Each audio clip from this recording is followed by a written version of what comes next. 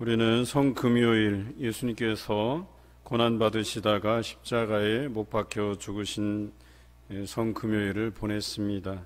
그리고 안식 후 첫날 오늘 새벽에 예수님께서 부활하셨습니다. 그 새벽에 막달라 마리아는 예수님의 무덤에 와서 그 입구에 막아놓았던 돌이 옮겨진 것을 보았습니다. 그리고 베드로와 다른 제자에게 달려가서 누군가 예수님의 시신을 가져갔다고, 그래서 어디 두었는지 모르겠다고 알려주었습니다. 베드로와 다른 제자가 무덤으로 달려가서 막달라 마리아가 말한 것처럼 예수님의 시신이 없는 것을 확인하게 됩니다. 그리고 그들은 다시 집으로 돌아갔습니다. 이때까지 예수님께서 십자가에 죽으셨다가 3일 만에 살아나야 한다는 그 말씀을 그들이 기억하지 못했습니다. 그런데 제자들이 집으로 돌아가고 부활의 그 새벽부터 있었던 막달라 마리아는 부활의 아침까지 무덤 밖에 서서 울고 있었습니다. 그러다가 막달라 마리아가 울면서 구부려 무덤 안을 들여다보는데 그곳에 두 천사가 앉아 있는 것을 발견하게 됩니다. 하나는 예수님께서 누우셨던 머리 쪽에, 또 하나는 발 쪽에 앉아 있는 것을 보았습니다. 그리고 천사들이 마리아에게 이렇게 말합니다. 여자여, 어찌하여 우느냐? 사실 이것은 우는 이유를 물은 것이 아닙니다. 이것은 지금이 울 때가 아니라고 알려주시는 것이죠. 예수님께서 부활하셨다. 그래서 너희가 울 이유가 없다라고 말씀하신 것입니다. 지금 상황이 그런 울만한 상황이 아니라고 표현해 주신 것이죠. 그런데 마리아는 내 주님을 옮겨다가 어디 두었는지 내가 알지 못합니다. 라고 동문서답을 하게 됩니다. 천사들은 지금 울만한 상황이 아님을 언급해 주었는데 여전히 마리아는 예수님의 시신이 사라져 버린 것을 안타까워하면서 대답하고 있는 모습이죠. 그때 뒤로 돌이켜서 예수님께서 서 계신 모습을 발견하게 됩니다. 여전히 이 마리아는 그가 예수님인 것을 알지 못했다고 기록하고 있습니다. 예수님께서 부활하신 후에 막달라 마리아뿐만 아니라 여러 제자들에게, 그리고 500여 형제들에게 나타내 보이셨는데, 특히 요한복음에는 예수님의 그 부활하신 모습이 특별하게 기록되어 있습니다. 다시 말해서 사람들이 알아보지 못하는 모습으로 부활하셨다라고 하는 것이겠죠. 뿐만 아니라 제자들이 자신이 예수님의 제자인 그 신분이 탄로날까 두려워서 유대인들의 눈치를 봐가면서 그들이 저녁에 모여서 문을 굳게 걸어 잠그고 있었을 때 예수님께서 그 제자들 앞에 나타나시는 모습이 오늘 본문에 그려져 있죠. 그러니까 이 벽을 이렇게 통과해서 그들 앞에 나타나신 모습으로 그려져 있습니다. 그러니까 예수님의 그 부활체는 그 전에 우리의 육신의 모습으로 오셨던 것과는 다르게 부활하셔서 전혀 알아보지 못하는 모습, 혹은 또 누구에게는 알려진 모습으로, 또 오늘 성경에는 인간으로서는 할 수 없는 그 벽을 통과하시는 장면들을 보면 예수님께서 이전과는 다른 부활체로 부활하셨다라고 하는 장면들을 우리가 발견하게 됩니다. 그때 예수님께서 마리아에게 나타나서 말씀하십니다. 여자여, 어찌하여 울며 누구를 찾느냐? 물론 막달라 마리아는 천사에게도 이 질문을 받았고 또 예수님에게서도 이 질문을 받습니다. 그런데 오늘 성경에 마리아는 예수님을 동산지기인 줄 알았다라고 기록하고 있죠. 그래서 다시 한번 그 동산지기로 보이는 분에게 간청합니다.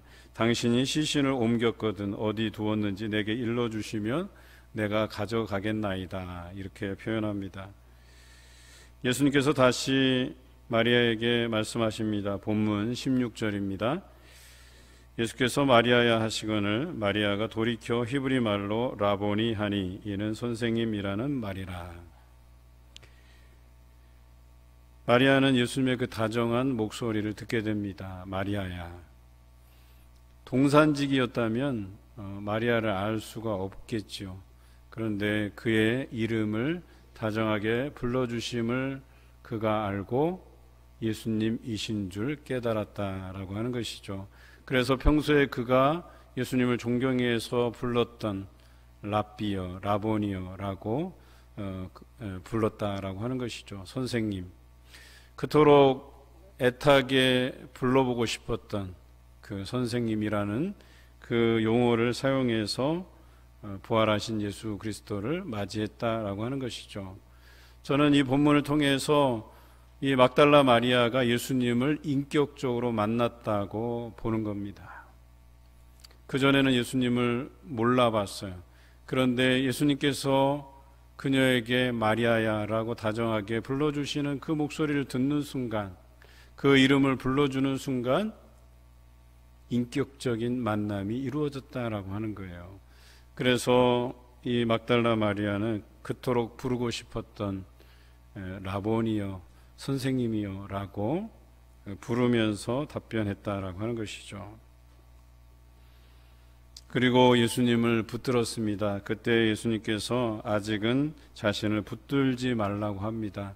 아직 내가 아버지께로 올라가지 아니하였다라고 말씀하셨습니다. 그리고 내 형제들, 즉 예수님의 제자들에게 가서 이 부활하신 예수님께서 하나님께로 곧 올라갈 것이다 라고 전하라고 이야기합니다. 쉽게 표현해서 아직 내가 하나님에게 곧 올라가지 않고 지금 네가 이렇게 붙들지 않아도 된다 이거예요. 이제 곧 올라가긴 하겠지만 지금 당장 붙들고 있지 않아도 된다. 그러니까 너는 나의 사랑하는 제자들에게 가서 예수님께서 부활하셨고 또 그 부활하신 예수님께서 이제 곧 하나님께로 올라갈 것이다 라고 하는 말을 전하라고 이야기한 것입니다.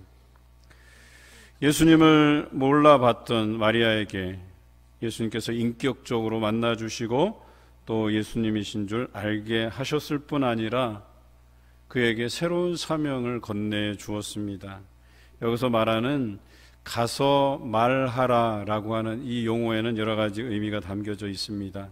부활하신 예수 그리스도를 예수님의 제자들에게 또 여러 형제들에게 알려주라고 하는 그 사명, 그 명령이기도 하지만 뿐만 아니라 예수님의 그 살아계심을 제자들이 알고 나서 그 예수님을 증거하기 위해서 그들의 인생을 걸었을 때에 그 제자들을 돕는 역할을 하라고 그에게 사명을 주신 것입니다.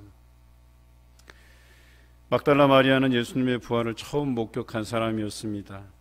처음에는 예수님을 알지 못했지만 자신을 향해서 인격적으로 만나주시고 자신을 다정하게 마리아야라고 불러주시는 그 음성을 듣는 순간 그가 얼마나 그 마음에 감격스러웠겠냐라고 하는 것입니다. 과연 우리는 매 주일 하나님 앞에 나오면서 또 예수 그리스도를 믿는다고 우리의 입술로 고백하면서 그런 예수님과의 인격적인 만남을 가지고 있는지 오늘 이 순간 여러분에게 질문해 보아야 될 것입니다.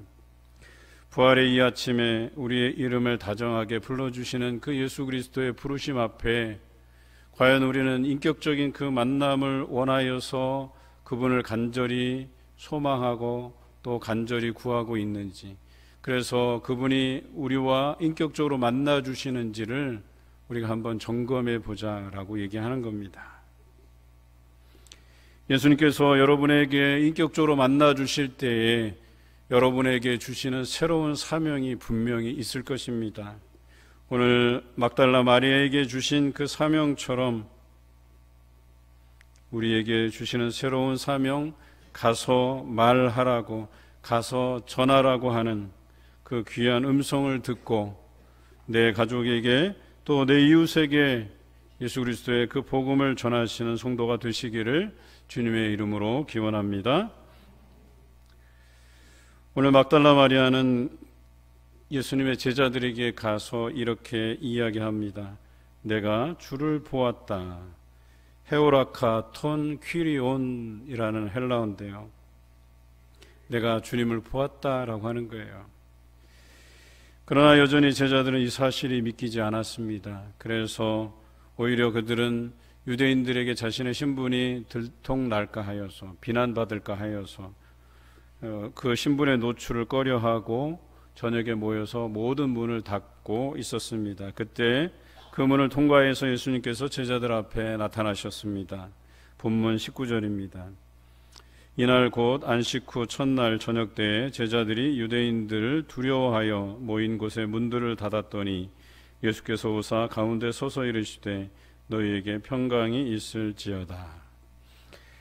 여기서 말하는 평강이라고 하는 것은 그냥 일상적인 인사가 아닙니다. 우리가 알고 있는 일상적인 인사는 샬롬이라고 하는 단어겠죠.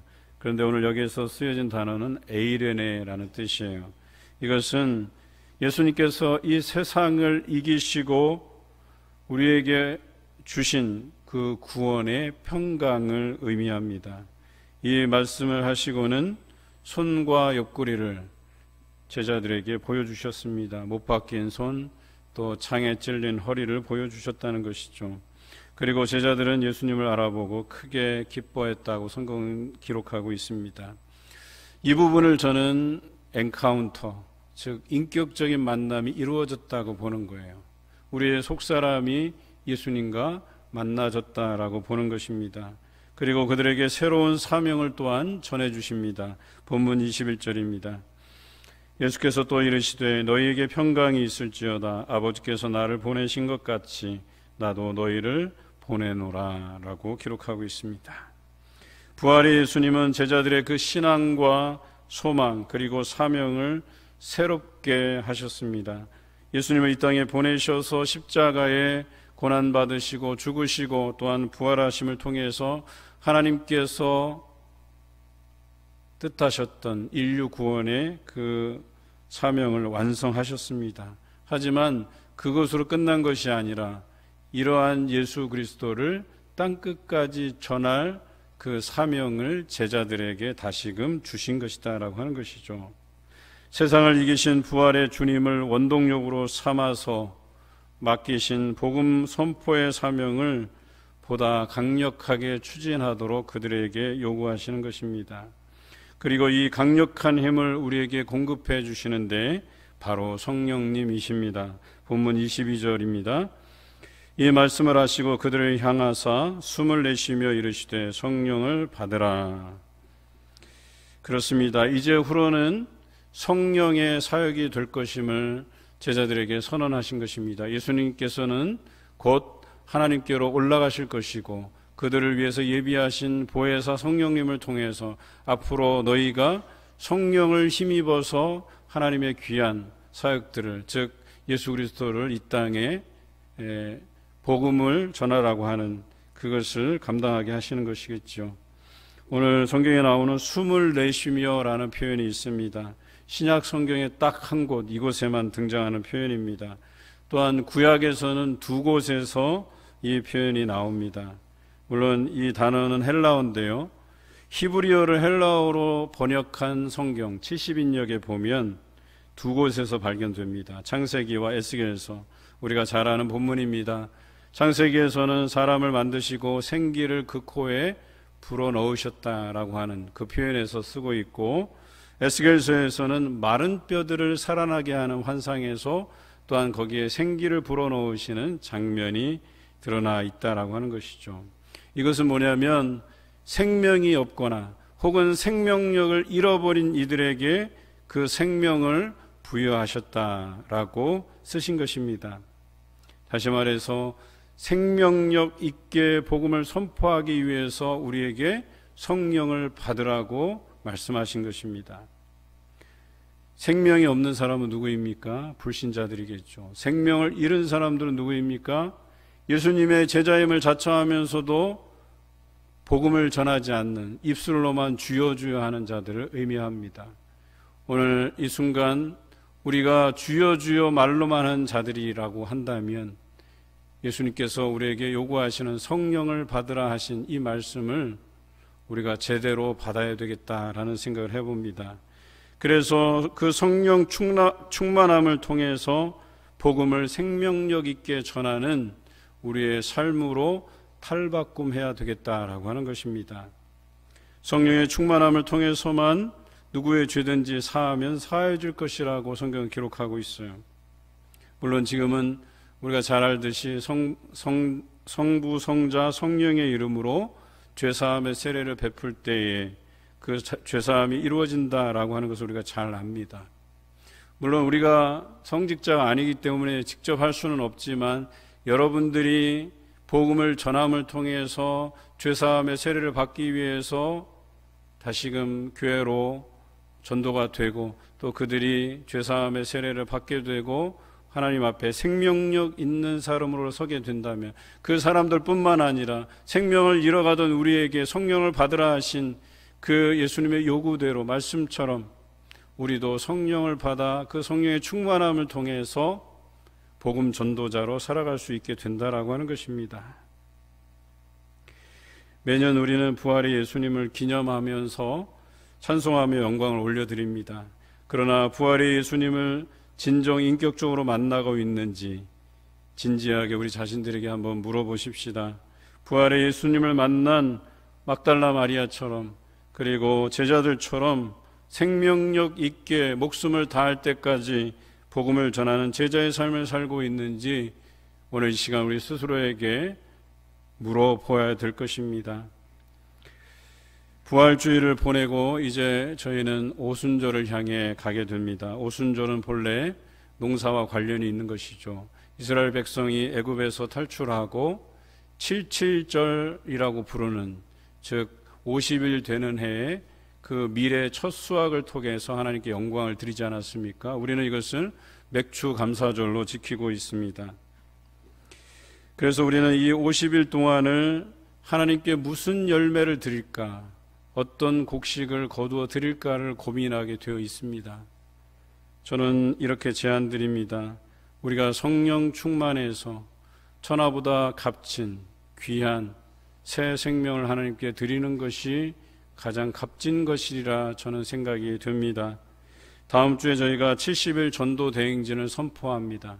70일 동안 우리가 애써 수고하며 주여 주여 말로만이 아닌 예수 그리스도의 그 복음을 땅끝까지 이르러 많은 사람들에게 전하는 복음 전도자의 그 사명을 살아내자 하는 의미에서 시작할 것입니다. 여러분들이 가장 귀한 것을 맥주 감사절에 드리려고 마음 먹었다면 우리가 새 가족을 전도에 가셔서 오직 하나님께 영광을 드리고 가장 값진 것으로 드리는 여러분 모두가 되시기를 주님의 이름으로 기원합니다.